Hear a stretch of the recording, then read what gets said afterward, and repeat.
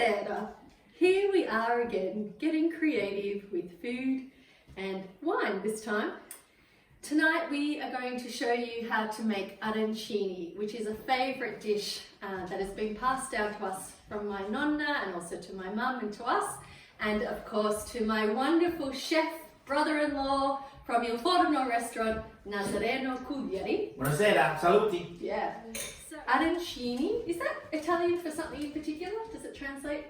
What does it translate to? So it's arancino, so it's made.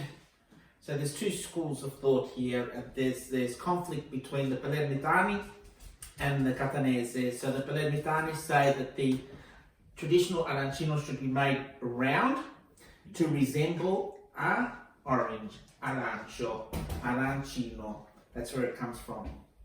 Whereas the Catanese say that it should be made into a pear shape. No one knows who is right.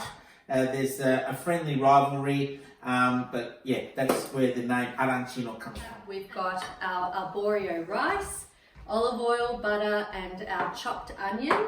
And we've also got our passata sauce. Now we're very fortunate, we have our family passata tomato sauce to use. And we've got our chicken stock, our parmesan. And then for the filling, for the arancini, which goes inside the rice, we've got a couple of boiled eggs, the mozzarella, cheese, peas, and some bolognese sauce. So again, if you happen to already have some bolognese, that's wonderful. Then we have our ingredients for the crust, which gives that beautiful crunch around the arancini. We've got breadcrumbs, a couple more eggs, and the flour. So traditionally, you use the saffron to flavour and colour your risotto, so your base. We do it a little bit differently, so you can use either or. Tonight we're going to be using the passata. Personally, I think it adds a different flavour, a different dimension to the arancino, but you can use either or. Traditionally, just remember it is the saffron, but in this case we are using the tomato passata. Making the base, so the risotto. So firstly, you just put some oil into the pot, just enough to saute your onions. Now your onions, you just got to remember you're sauteing them off until they're soft and translucent. You don't want to colour your onions, okay? And now we're going to add the rice. The key with the rice is like any risotto, you want to give it a stir, make sure that the rice is coated nicely with some oil and the onions. And what you're doing is you wait till the edges of the risotto become translucent. You don't want to fry your rice. All you're doing is introducing a little bit of steam and heat to it in order for the rice to soften on the outer edges. With making arancini, just to streamline the process and make it simple, the general rule of thumb is if, in this case, we had 500 grams of rice, we're using double the amount of stock, so a litre of stock, okay? And I just add that in, like so. And we'll give it a bit of a stir. Let it come to the boil. Once it comes to the boil, then you turn it down to a simmer, and the rice will absorb the stock. Just keep a close eye on it, make sure that it doesn't get too dry. We're going to add maybe 3 tablespoons, 4 tablespoons of the passata. You need to add in your butter at the end, okay?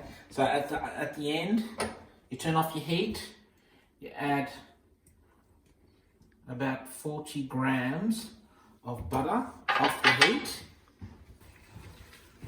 and you mix it in. And then we're just going to add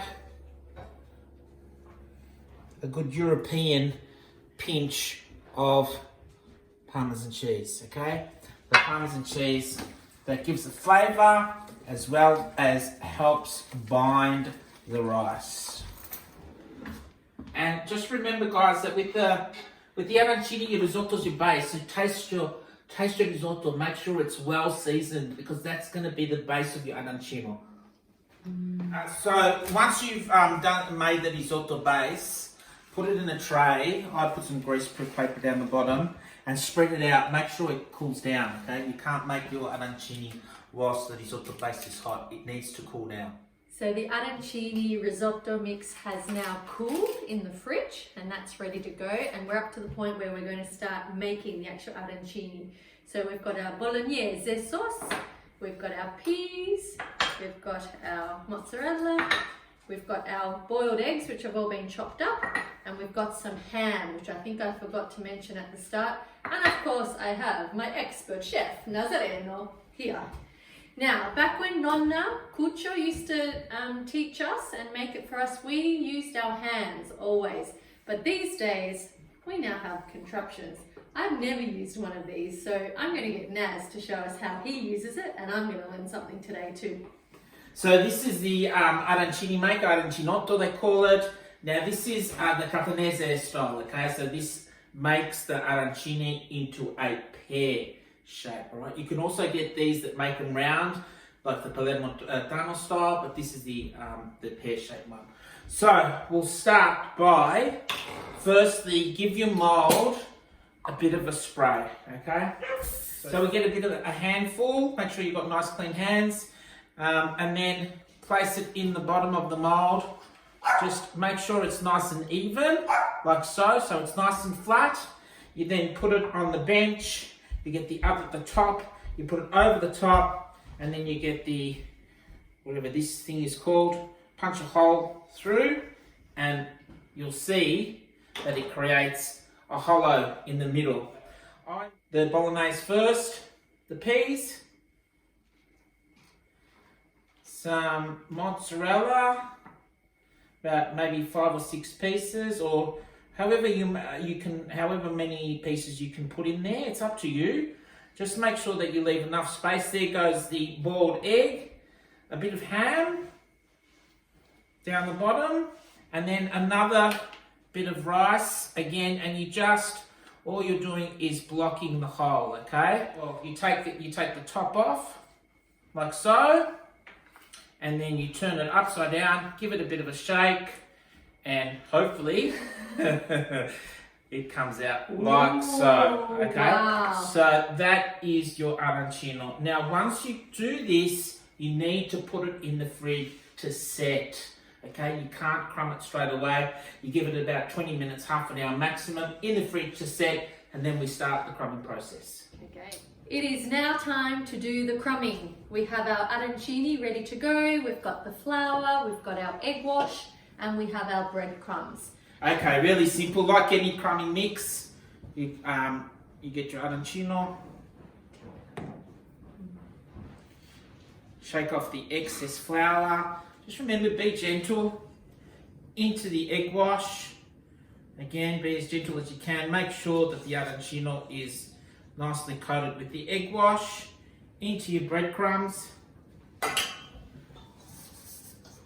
you'll see, again, I'm just being gentle with it. Nicely coated. Once it comes out, give it a bit of a pat, so just to make sure that there's, all the breadcrumbs are attached to the actual arancino, and there you go. So we now put our arancini in. Now with this deep fryer, and you'll find even with the pots, you probably don't have enough oil to cover the arancino standing up. So I do it lying down, and in this one we can put 4, you can put more if you like, but you just lower it, and there you go, and it starts frying. So what you need to do then is you need to make sure that you're turning them so they get evenly browned.